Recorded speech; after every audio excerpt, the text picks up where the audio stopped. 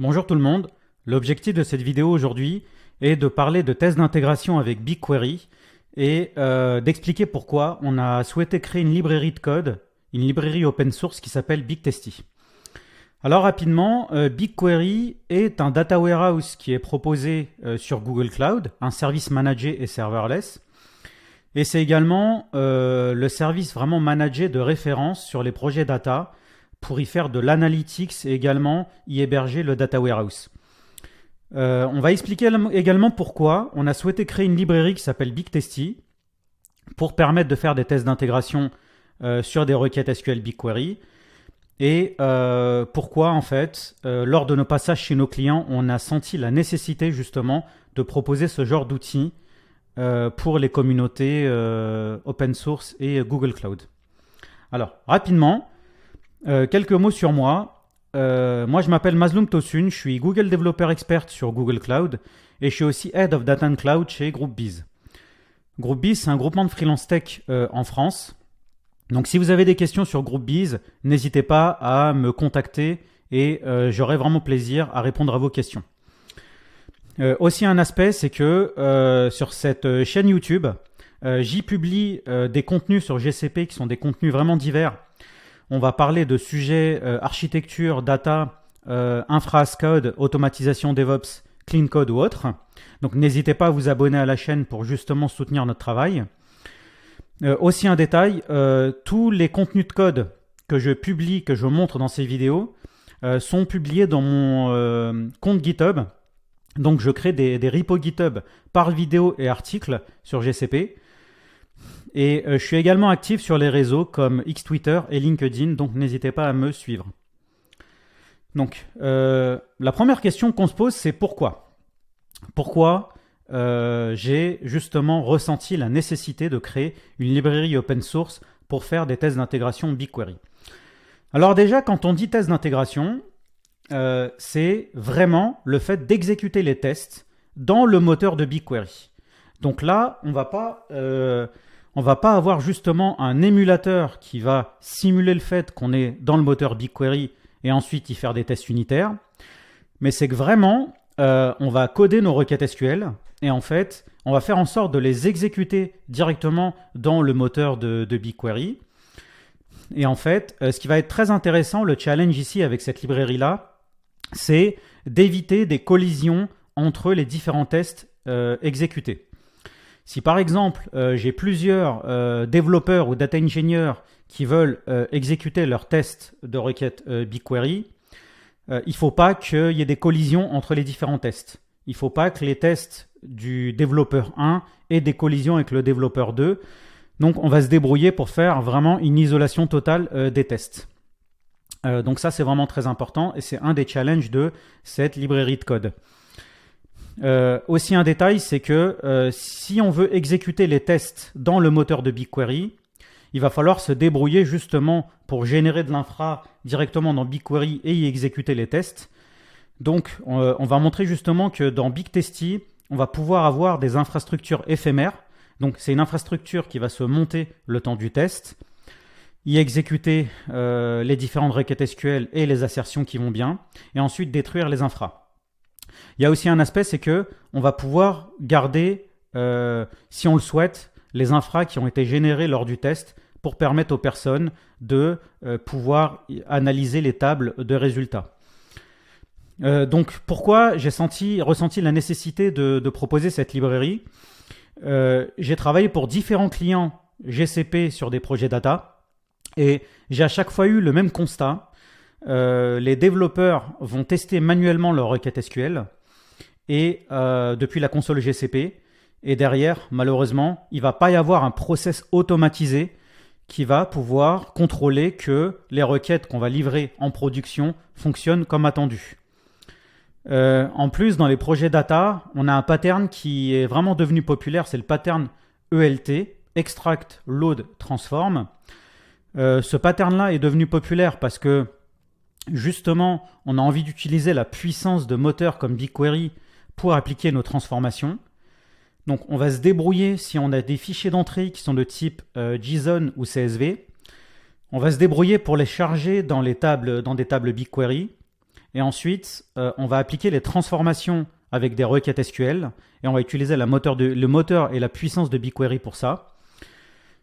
Et en fait, après, ce que ça veut dire, c'est que des logiques de transformation et des logiques métiers sont contenues dans des requêtes SQL BigQuery.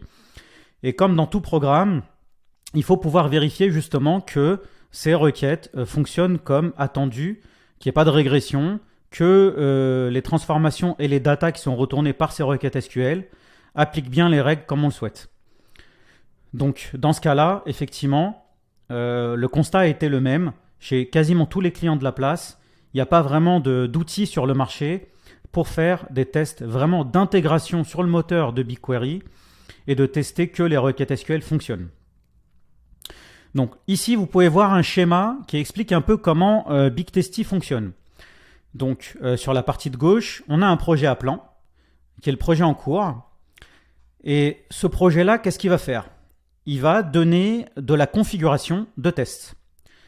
Donc dans ces fichiers de configuration, on va avoir 3 blocs. C'est en JSON. On va avoir un bloc given, un bloc when et un bloc then. Donc dans le bloc given, on va pouvoir fournir des jeux de données de test qui sont en CSV ou en JSON. Et ensuite, ces jeux de données de test vont être ingérés dans l'étape BigQuery. Dans le bloc when, en fait, on va avoir les requêtes SQL qu'on va vouloir tester. Et on va exécuter ces requêtes, récupérer les résultats. Et ensuite, on va aussi avoir ce bloc then qui va donner ce qu'on appelle un expected. Donc, ce que vont faire les tests, c'est exécuter les requêtes SQL et comparer les résultats de ces requêtes SQL avec des données attendues, expected data. Donc, je montrerai tout à l'heure dans le code un peu comment ça se matérialise, ce fichier de configuration qui est pour le moment proposé en JSON. Dans une seconde release de BigTesty, on prévoit de proposer du YAML à côté du JSON si souhaité, parce que certains préfèrent ce format-là. Mais pour le moment, c'est du JSON.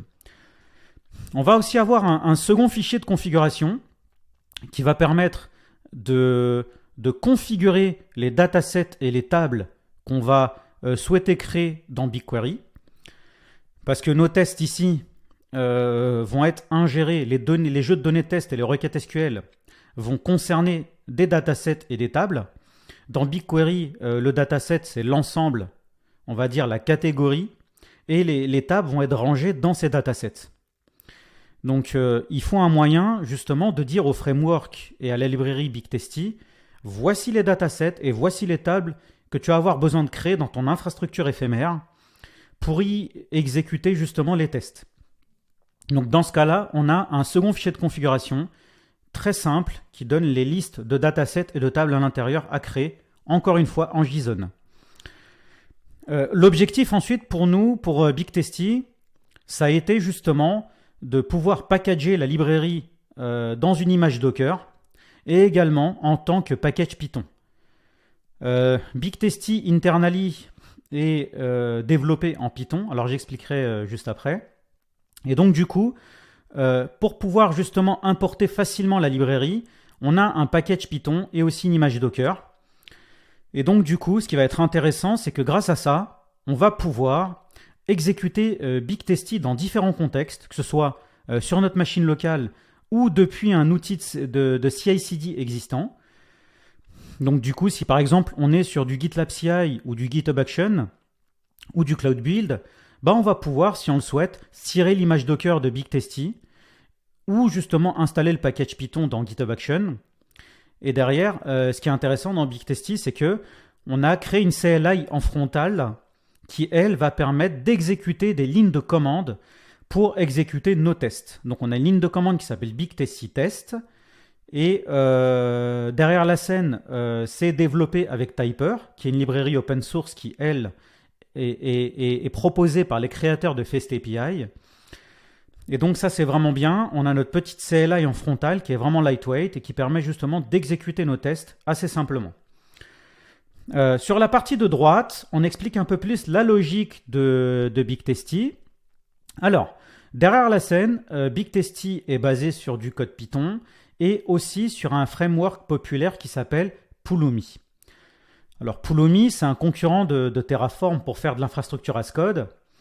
Et initialement, quand j'avais commencé à travailler sur cette librairie, j'avais commencé à travailler sur Terraform. Sauf que petit à petit, j'ai commencé à avoir plus de complexité dans le code.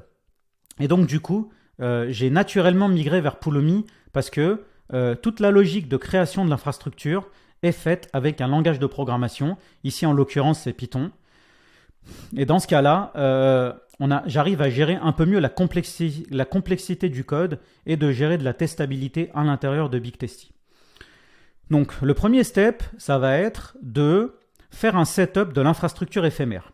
Pour ça, on va se baser sur la configuration de table qu'on a expliqué juste avant à gauche. Donc, on va récupérer la liste de tables et on va créer tous les datasets et les tables dans l'infrastructure éphémère grâce à Pulumi. Il y a aussi un système assez puissant qui s'appelle Pulumi Automation API. Et Pulumi Automation API, c'est vraiment un système qui est assez intéressant et puissant parce que au lieu d'invoquer la création de code, de créer l'infrastructure as code et l'infrastructure via la CLI de Pulumi, on va pouvoir créer un programme Python, un main.py. Et en fait, à l'intérieur de ce programme Python, on va pouvoir invoquer la création de l'infrastructure éphémère programmatiquement dans le code Python. Et ça, c'est vraiment puissant parce que dans mon main, je vais avoir cette souplesse de créer l'infra, ensuite d'y appliquer d'autres logiques et ensuite de destroy l'infra à la fin. Donc ça, c'est vraiment un système qui est très puissant. Donc là, je set up l'infra avec Pulumi Automation.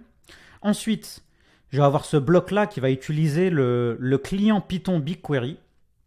Pour ça, je vais parser tous les fichiers de définition de test et je vais parser tous les blocs given et je vais les ingérer dans les tables de l'infra éphémère.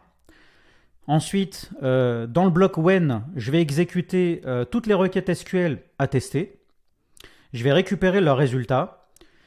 Et ensuite, à chaque fois, je vais comparer le résultat de la requête SQL. Je vais comparer le actual avec l'expected.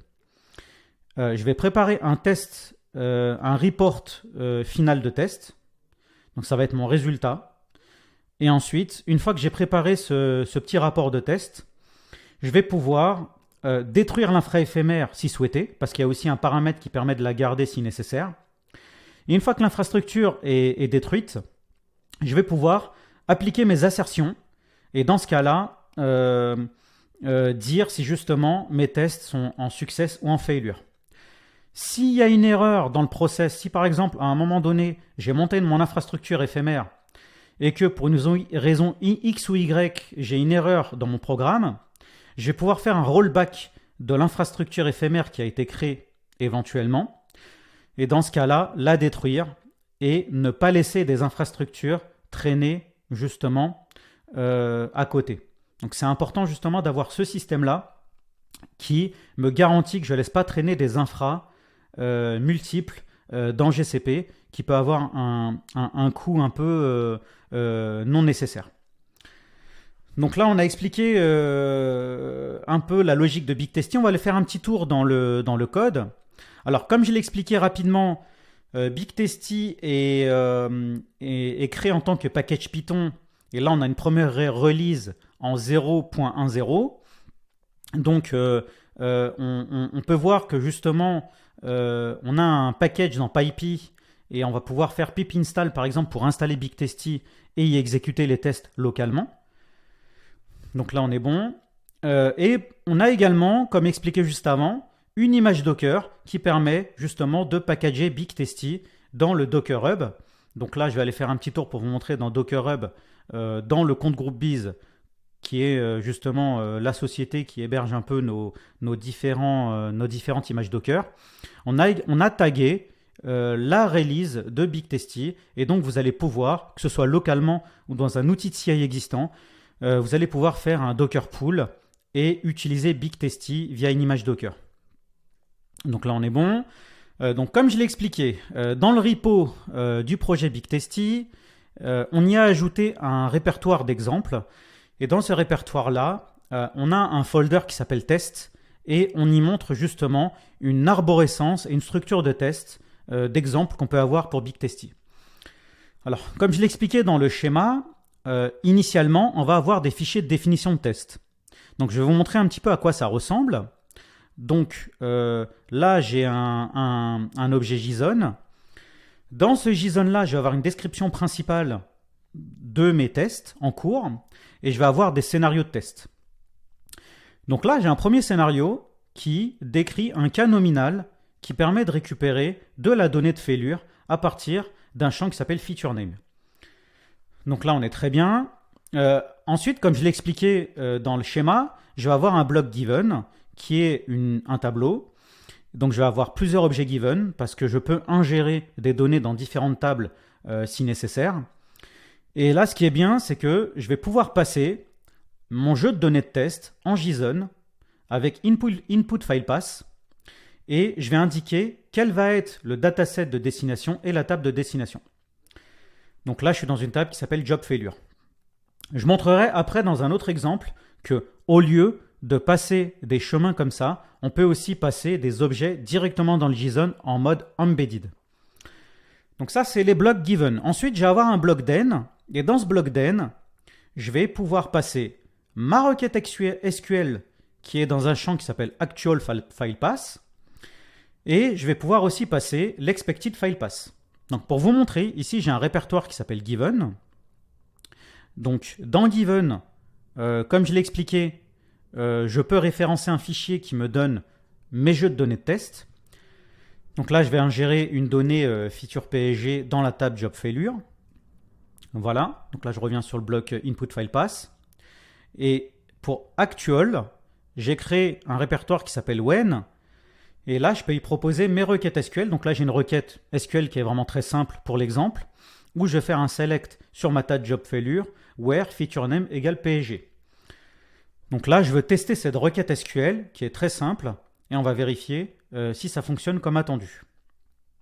Idem pour le bloc expected. Donc là, j'ai un répertoire qui s'appelle then et dans then, en fait, je vais pouvoir justement donner ma liste d'expected pour pouvoir la comparer avec le résultat de la requête SQL. Donc voilà, là on est très bien. On peut, dans l'assertion, parce que dans ce type, ce que je souhaitais expliquer, c'est qu'on a différents types d'assertions possibles avec BigTesty. Dans ce premier exemple, on utilise une assertion qui s'appelle rowmatch. Rowmatch, ça va vouloir dire qu'on va comparer le résultat de la requête SQL avec l'expected. Et ça va être géré internally par BigTesty. Donc jusqu'ici, on est très bien.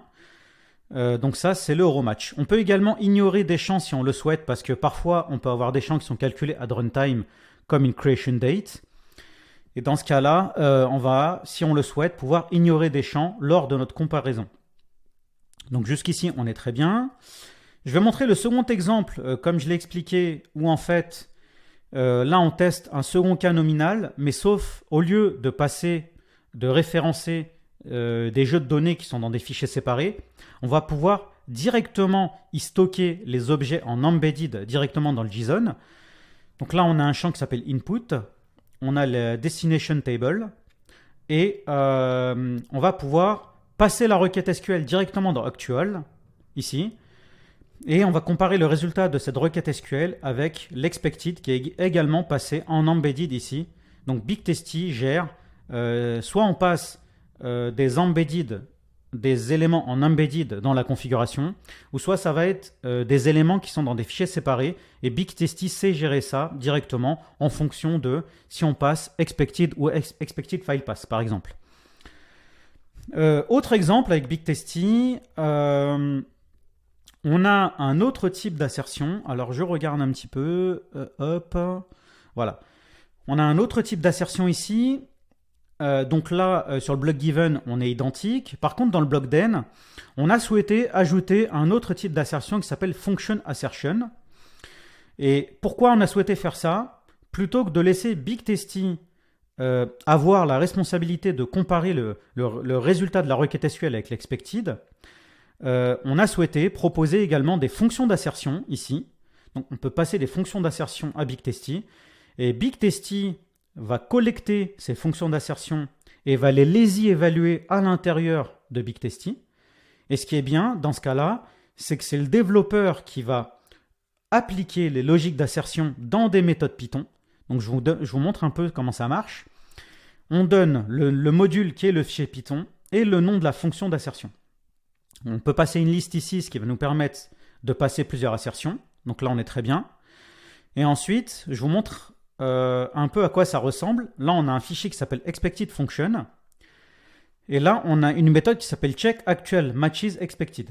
Donc, le contrat, c'est que cette fonction doit prendre en paramètre le actual et l'expected, qui vont être récupérés par BigTesty internally à l'intérieur du framework et lors de l'exécution des tests. Et là, le développeur peut appliquer toutes les assertions et les logiques qu'il souhaite. Là, on a une seconde fonction, par exemple, où on va se débrouiller dans l'expected, ou plutôt, bon là, il y a une petite coquille ici, parce que c'était plutôt dans l'actual qu'on voulait plutôt tester le résultat et qui est bien feature PSG à l'intérieur du résultat. Et là, on a une autre logique, par exemple, dans un second fichier Python, où on va se débrouiller pour justement vérifier qu'on a bien le job name dans le résultat. Donc là, on a montré les configurations de test, donc on est très bien. Je vais vous montrer maintenant la seconde configuration qui dit à BigTesty, lors de l'exécution de ces tests, on va y créer un dataset qui s'appelle monitoring et une table qui s'appelle job failure. Donc là, on est vraiment très bien.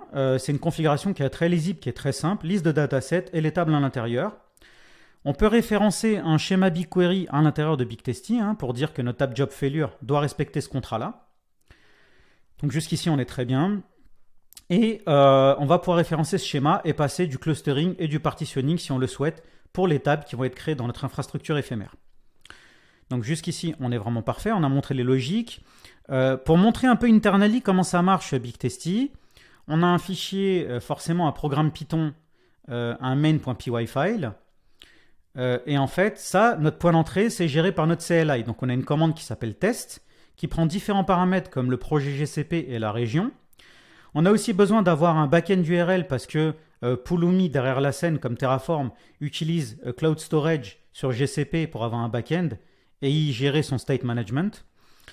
Et ensuite, je montrerai tout à l'heure dans la ligne de commande qu'on va préciser quel est le répertoire route contenant les fichiers de test, quel est le répertoire route également contenant les données de création de table, et aussi quel est le fichier de configuration pour créer les tables.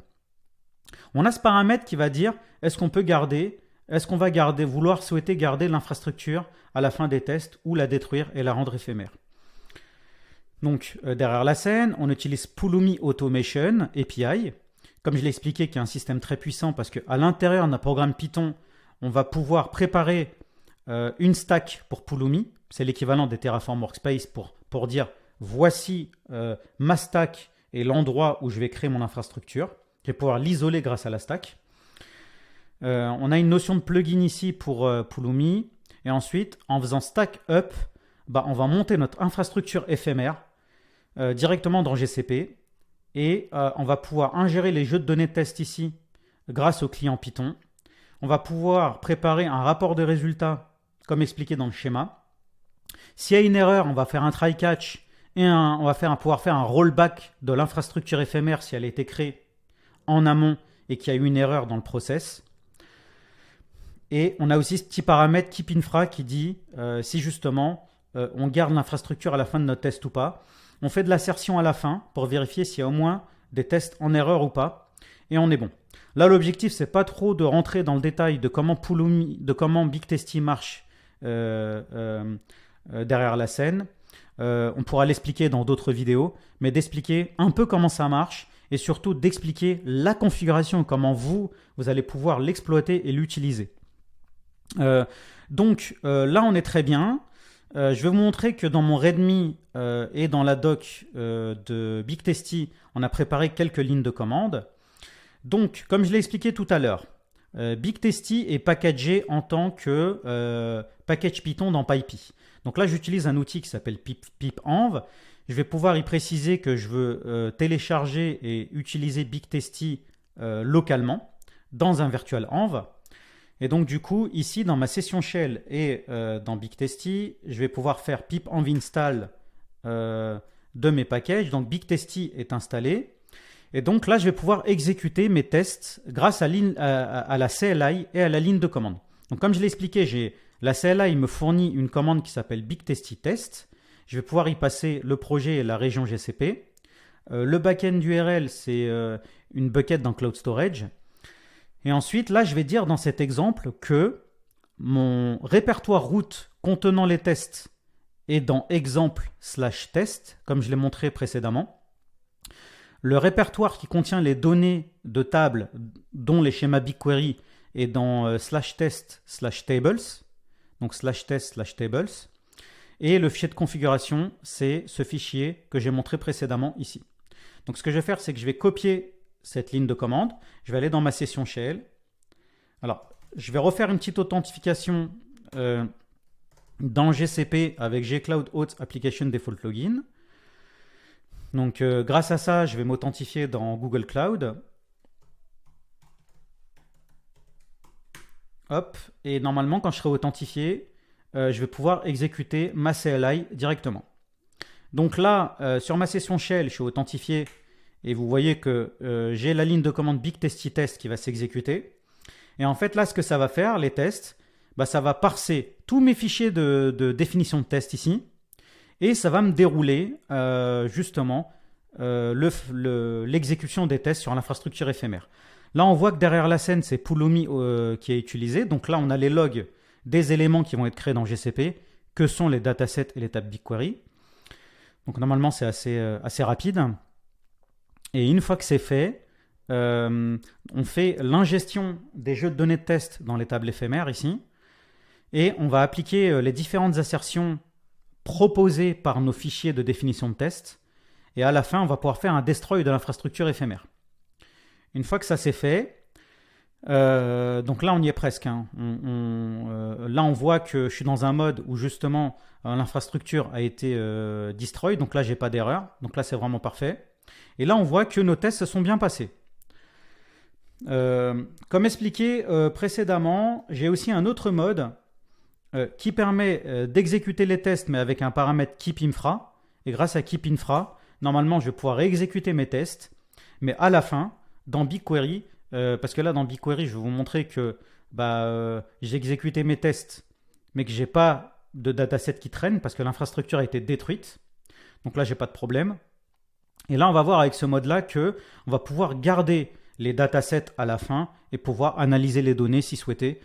Donc là, on est vraiment très bien. Pendant que ça s'exécute, je vais vous montrer rapidement, pour gagner du temps, que dans la doc de BigTesty, on a proposé des exemples pour montrer comment on peut utiliser BigTesty dans des outils de CI existants et populaires. Alors par exemple ici dans Example et CI, j'ai un répertoire qui s'appelle Cloud Build et à l'intérieur on montre comment exécuter BigTesty dans Cloud Build. Donc Cloud Build, c'est un outil de CI qui est serverless et un service managé dans GCP. C'est basé sur des étapes et chaque étape utilise une image Docker. Donc là, on a l'image Docker officielle de BigTesty. Donc on tire l'image Docker BigTesty et à l'intérieur, on va pouvoir taper notre ligne de commande BigTesty test à l'intérieur de Cloud Build. Et le tour est joué, ça va exécuter nos tests dans Cloud Build. Je ferai l'exécution juste après. Ensuite, je vais montrer rapidement dans GitHub Action comment on peut faire. Dans GitHub Action, c'est l'outil de CI qui est géré directement nativement par GitHub.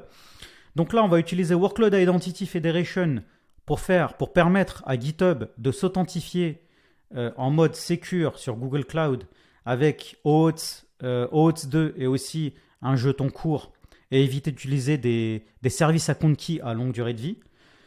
Voilà, donc la doc de BigTesty explique bien ces concepts. Donc on s'authentifie sur Google Cloud. On utilise un setup pour ramener Python dans notre contexte de CI. Et là, on va avoir un petit requirement.txt. Alors, ce petit requirement.txt, il est ici, là. Donc, ça ramène BigTesty et ça va permettre d'utiliser du cache. Donc là, on utilise un requirement.txt, donc on fait pip install et ça va installer le package Python BigTesty directement dans le contexte de la CI en cours. Et ensuite, on va voir ce step qui va faire run BigTesty et là, on va pouvoir exécuter les tests, la ligne de commande pour exécuter les tests. On a accès au chemin du repo en cours grâce à GitHub Workspace et on peut passer tous les paramètres nécessaires comme le répertoire route de test des tables et aussi le fichier de configuration des tables. Donc jusqu'ici, on est très bien. Là, on voit qu'il n'y a pas d'erreur ici dans Big Testy. On va faire un refresh pour montrer que cette fois-ci, on a pu garder les datasets qui ont été exécutés dans le contexte de test. Donc on voit que tous les datasets de l'infrastructure ont été gardés et grâce à ça, on va pouvoir justement analyser les résultats, laisser les data scientists, les data engineers analyser les datas s'ils le souhaitent à la fin des tests. Là, ce qu'on va faire maintenant, c'est que dans le README, j'ai préparé une ligne de commande pour justement exécuter les tests avec Cloud Build. Donc là, j'ai une commande qui s'appelle gcloud build submit. Je vais faire ça, je vais l'exécuter. Et normalement, là, on va pouvoir lancer les tests Big Testy avec Cloud Build. Donc là, on sera vraiment très bien. Ça va prendre quelques minutes parce que Cloud Build, le temps de monter justement ces machines dans GCP parce que c'est serverless, ça va exécuter les tests. Et là, on y est. On va quand même attendre quelques secondes pour voir un peu ce que ça donne. Et on montrera ensuite rapidement GitHub Actions et ensuite GitLab CI. Bon, normalement, ça devrait être assez rapide, mais comme on l'a expliqué en tout cas, l'avantage ici, c'est qu'en fonction du contexte donné, on peut soit utiliser le package Python ou l'image Docker. En tout cas, dans Cloud Build, ça a été plus l'image Docker. Dans GitLab CI, que je n'ai pas montré ici, le principe est un peu similaire. C'est que là, on va avoir un stage dans GitLab qui s'appelle test. Et ensuite, on va utiliser l'image Docker, encore une fois, ici, qui s'appelle Big Testy. On va devoir override l'entry point ici avec chaîne vide. Là, on a un job qui est manuel dans GitLab. Et à l'intérieur, on va pouvoir passer notre ligne de commande. Grâce à CI Project Dir, j'ai accès au chemin du repo en cours. Et je vais pouvoir passer les différents éléments comme le répertoire route des tests, des tables et aussi le fichier de configuration des tables. Donc la logique est simple ici. Pour GitHub Actions, c'est pas, les éléments ne sont pas basés sur Docker. Donc on est plus sur des VM avec GitHub Actions. C'est pourquoi ici on a plus utilisé le package Python et fait pip install directement dans le contexte. Mais de toute façon, derrière ça utilise le cache. Donc dans les prochaines exécutions de GitHub Action, c'est extrêmement rapide, c'est très rapide parce que tant qu'on ne change pas le package, le cache de GitHub Action fait que c'est vraiment très rapide. Donc là on voit que les tests ont été exécutés comme attendu avec Cloud Build. Donc là on est vraiment parfait. On va aller faire un petit saut dans GitHub Action. Là on voit que on va pouvoir exécuter un job manuel depuis une branche que j'ai créée ici. Donc on va faire Run Workflow. Et avec GitHub Action, avec la tâche manuelle, je vais montrer que les tests vont s'exécuter assez rapidement. Donc là, ça va exécuter ce que j'ai montré juste avant, toute cette pipeline GitHub Action avec Big Testy Test. Donc là, on va attendre quelques secondes. Ça devrait être assez rapide. En attendant, je vais aller faire un move ici et montrer rapidement à quoi ça ressemble avec GitLab. Donc avec GitLab, ici je vais pouvoir faire Run Pipeline depuis par exemple la branche main. Donc dans GitLab CI, j'ai aussi un job manuel ici qui s'appelle test. Je vais l'exécuter. Donc là, je vais juste vous montrer un peu les logs de GitHub Action. Et là, on voit qu'on est dans l'étape où, en fait, on est en train d'exécuter les tests avec GitHub Action. Donc là, on est vraiment très bien. On voit les logs. On voit qu'il n'y a pas d'erreur, que l'infrastructure est en train d'être créée. Ensuite, va y avoir les jeux de données de test et l'exécution des tests. Et normalement, le step derrière va se passer comme attendu. Donc là, on a bien le test report result qui est affiché, les différentes assertions. Et normalement on est bon, on y est presque. En attendant que ça se fasse, je vais ici exécuter l'élément via GitLab. Donc là j'ai le job GitLab qui va s'exécuter, donc je vais zoomer un petit peu mon écran et je vais rezoomer ici par rapport à GitHub Action. Donc là on voit que tout s'est bien passé, qu'il n'y a pas d'erreur dans l'exécution de nos tests et que l'infra a été créé. Donc la CI/CD s'est bien exécutée avec GitHub Action comme attendu. Et là, on va terminer un peu avec GitLab rapidement, le temps qu'il prépare son environnement. Donc là, ça va être assez rapide pour exécuter les tests. Et normalement, on devrait être bon. Pour revenir un petit peu rapidement sur le schéma ici, comme je l'ai expliqué, hein, là, ce qu'on a fait, c'est qu'on a montré les fichiers de définition de tests en JSON, on a montré le fichier de configuration des tables, on a montré le package Python, l'image Docker et aussi le fait d'intégrer tout ça dans des outils de CI existants et aussi avec des exécutions locales, soit avec une infra éphémère ou sans l'infra éphémère. La petite CLI derrière la scène qui permet justement d'exécuter les tests. On a montré un peu l'exécution de Big Testy avec Pulumi Automation, le fait de monter l'infra, lancer les tests et détruire l'infra à la fin et faire les assertions. Donc là, on est très bien. On va revenir ici un petit peu dans la log. Et là, on voit que GitLab a quasiment terminé le travail. Donc là, on est en train de monter l'infrastructure. Et d'ici quelques minutes, normalement, on devrait être bon. Et on pourrait se dire qu'on a montré un peu, on vous a fait voyager avec Big Testy pour montrer toute cette logique de test d'intégration BigQuery et qui, on l'espère, aidera vraiment les développeurs, les communautés open source et les clients francophones ou autres, ou même dans le monde. Enfin, en tout cas, on espère vraiment pouvoir aider les communautés avec cette librairie. Donc là, on voit que de toute façon, on a terminé. Donc on va aller attendre quelques secondes. Si on voit que dans quelques secondes, c'est pas terminé, je pense qu'on arrêtera quand même la vidéo, histoire de ne pas la rallonger plus. Mais là, on voit que les contextes ont bien été détruits, que l'infra a été détruite et on a job success. Donc on est bon. Donc là, on vous a fait vraiment un voyage complet avec cette librairie open source Big Testy. N'hésitez pas à ajouter une étoile dans le projet et à vous abonner à la chaîne YouTube. Je vous dis à très bientôt. Bye bye.